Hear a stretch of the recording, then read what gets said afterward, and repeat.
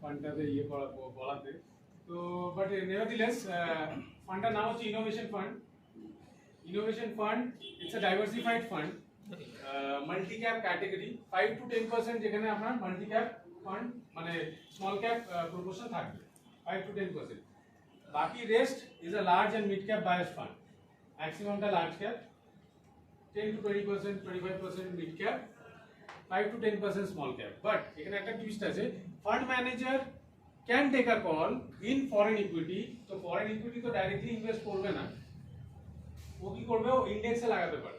তো সেটা 5 ম্যাক্সিমাম 20% অবধি, এর বেশি না টোটাল।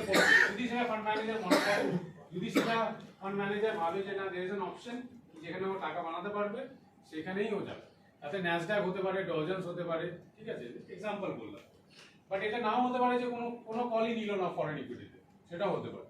তো আমার ফান্ড হচ্ছে normally it's a multi cap fund. Innovation next 3-4 ইয়ার্সের জন্য ইটস আ সুপিরিয়র প্রোডাক্ট। কারণ কি যে সেগমেন্টে ইনভেস্ট করছে সেগুলো হচ্ছে নর্মালি আপনার ফার্মাতে, biochemical, biotechnology, solar panel, EVs, hydrogen, decarbonisation. অনেক কোম্পানিজ আছে যারা এখন পুরনো ম্যানুফ্যাকচারিং ইউনিট আছে মনে করুন, যারা এখন নতুন ডিজিটাইজেশনে আসছে বলে নতুন মেশিনারিজ তাদেরকে আনতে হবে অ্যাজ পার গভর্নমেন্ট নর্মস। কারণ ধোঁয়াটার জন্য যে নর্মস থাকে, তো সেখানে আপনাকে ওদেরকে নতুন মেশিনারিজ ইনফিউজ করতে হবে মার্কেটে বা নিজেদের মধ্যে। তো সেখানে আপনার ওই কোম্পানিজগুলোতে ইনভেস্ট করবে। কোম্পানিজগুলোর মধ্যে আপনার আর্টিফিশিয়াল ইন্টেলিজেন্সও হতে পারে, ম্যানুফ্যাকচারিং হতে পারে, ম্যানুফ্যাকচারিং অফ ট্রেনসও হতে পারে, কনজাম্পশন, ফার্মা, ওভারঅল একটা ডাইভার্সিফাইড পোর্টফোলিও তৈরি করবে। 23 তারিখ অবধি আছে, 1 বছরের এক্সিট লোড, 10 টাকা নেবে, অ্যালটমেন্ট হবে 30th को होगा ना अलॉटमेंट, हाँ 30th अलॉटमेंट हो जाएगा। इसमें एक चीज मैं इसमें ऐड करूंगा मैं, इनोवेशन बहुत लोगों का ये देखने में या फिर सोचने में लगता है कि इनोवेशन जो है वो सेक्टोरल फंड है, या फिर बहुत लोगों को ये भी दिमाग में आता है कि इनोवेशन स्मॉल कैप कैटेगरी के फंड जो है, क्योंकि इनोवेशन जो है वो नई कंपनियां करती हैं, वो उम्र छोटी होती हैं, तो स्मॉल कैप होगा तो स्मॉल।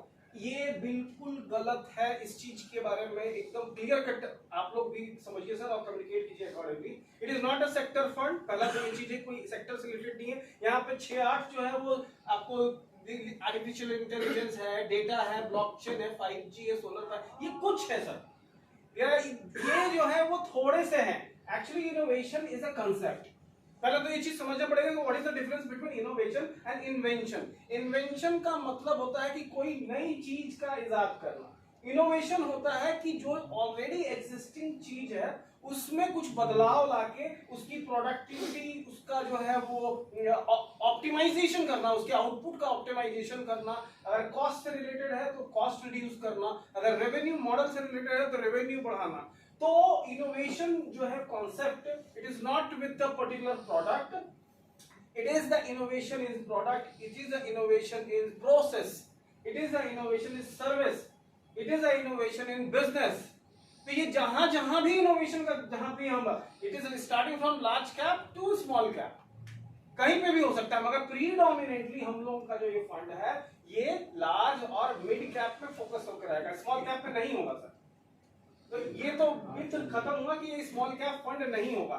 लार्ज कैप में भी जो एस्टैब्लिश्ड कंपनियां हैं उसमें जो कंपनियां पास्ट में अपने कैपिटल एक्सपेंडिचर की हुई हैं, क्योंकि इनोवेशन कौन करता है, जो पैसा लगाएगा इनोवेशन में, हो सकता है कि उसमें पैसा का आउटपुट होगा, हो सकता है नहीं भी होगा। तो जिसका ट्रैक रिकॉर्ड रहा है इनोवेशन करने का, जो हिस्टोरिकली जो है वो एक्सपेंडिचर करता हो कुछ न कुछ नई चीजों में, ये आपका कहीं पे भी हो सकता है, ये स्टील मैन्युफैक्चरिंग भी हो सकता है, ये टेलीकॉम भी हो सकता है, ये फार्मा भी हो सकता है। फार्मा तो खैर इनोवेशन का गढ़ ही है सर।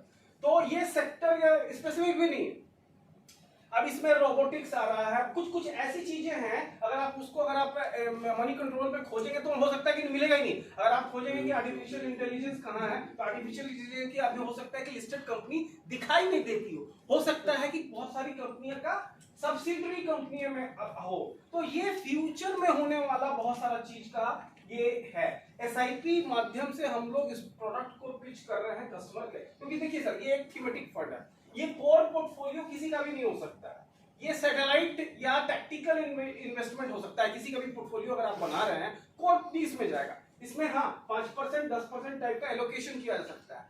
और दूसरी चीज ये फोकस्ड अप्रोच में है। फोकस्ड अप्रोच का मतलब होता है कि as per SEBI categorisation 30 stock तो रहेगा ही, तो 35-40 स्टॉक उससे ज्यादा नहीं है, डाइल्यूट हम नहीं कर रहे हैं। तो अगर हम जैसे ही फोकस्ड अप्रोच करते हैं तो इसमें एक्टिव शेयर जो है वो बढ़ जाएगा। एक्टिव शेयर का मतलब है इसका बेंचमार्क जो है वो NSE 500 TRI का है, तो इसमें sector level stock level deviation भी होगा। डेविएशन इन द सेंस कि अगर इंडेक्स में फॉर एग्जांपल एक पर्टिकुलर सेक्टर, सपोज कीजिए कि अगर फार्मा में 20% का वेटेज है तो हम इसमें 25% का ले सकते हैं या 15% का ले सकते हैं एज पर द कॉल। तो ये डेविएशन बोला जाता है। इसको एक्टिव है, ये एक्टिव क्यों किया कर रहे हैं हम, ये एक्टिव इसलिए कर रहे हैं हम ताकि इंडेक्स से अल्फा एक्स्ट्रा रिटर्न हम जनरेट कर सकें। तो एक्स्ट्रा रिटर्न जनरेट करने के चक्कर में हमको वेटेजेस बढ़ाने घटाने पड़ेंगे, हटाने भी पड़ सकते हैं कि हो सकता है कि इंडेक्स में जो भी स्टॉक है उसको हम नहीं फोकस करें इंडेक्स के साथ। तो बेंचमार्क से डेविएशन होगा। बेंचमार्क से मोटा मोटी आप समझिए 70 से 80% स्टॉक और स्टॉक लेवल और सेक्टर लेवल डेविएशन होगा। और दूसरी सबसे बड़ी चीज है, चूंकि डेविएशन होगा तो वॉलेटिलिटी भी होगा। ये लार्ज कैप या मिड कैप या मल्टी कैप टाइप का, मिड कैप भी बोल रहा हूं, multi cap flexi cap type का स्टेबल नहीं होगा, वॉलेटिलिटी होगा। तो कस्टमर को जहां भी वॉलेटिलिटी और लॉन्ग टर्म का इन्वेस्टमेंट रहेगा, क्योंकि थीमेटिक फंड है तो नॉट लेस देन 5 इयर्स, 5 साल के नीचे का नहीं है सर।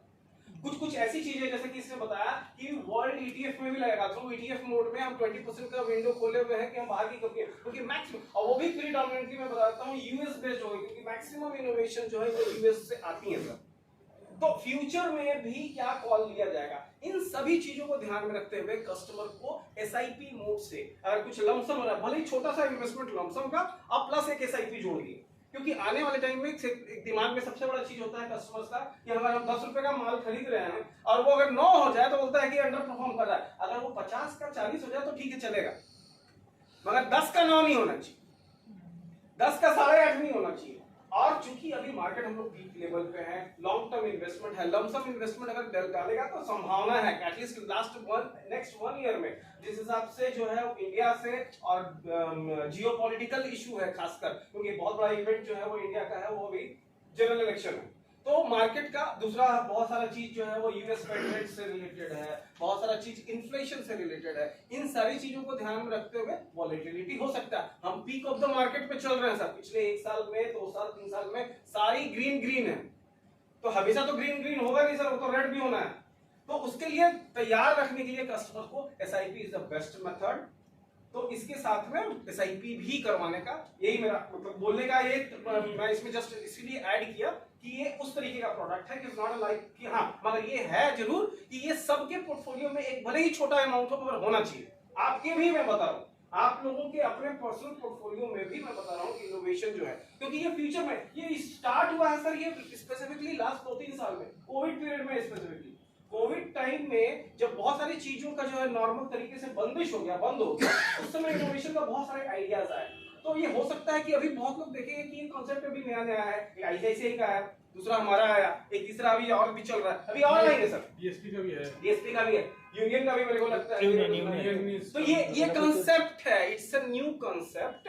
तो ये हो सकता है कि एक प्लेयर बोल रहा था कि इसमें बैंकिंग शेयर भी दूसरे के पोर्टफोलियो में हो सकता है। बैंकिंग में अगर बैंकिंग में एस्टैब्लिश्ड लार्ज प्लेयर जो है कुछ इनोवेटिव लाए, फिनटेक कंपनियां उसका उदाहरण है सर। बहुत सारी कंपनियों का रेवेन्यू में फिनटेक का जो उनका अपना है सब्सिडरी में लार्ज कंपनियां जो है वो इनोवेशन करती हैं। और for example HDFC, ICICI, axis जैसी जायंट कंपनियां अगर फिनटेक बनाती हैं तो उसमें ताज्जुब की बात नहीं है सर, क्योंकि आज की डेट में उनका maximum revenue expenditure market share expand करने के लिए, और वो कुछ अगर टेक्नोलॉजी ला रही है तो ठीक है ना, इट्स ओके ना, इट्स गुड।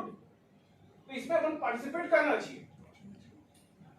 SIP मैं वही बोलना चाह रहा हूँ कि SIP is the best method to put into, और अपने कस्टमर्स को एक एलोकेशन, और खासकर मैं आपके लिए बोल रहा हूँ, आपके अपने लिए पर्सनल लेवल पे भी आप अपना जो है व्हाटएवर एज पर द अमाउंट और लॉन्ग टर्म इन्वेस्टमेंट करने का। पार्टिसिपेट करना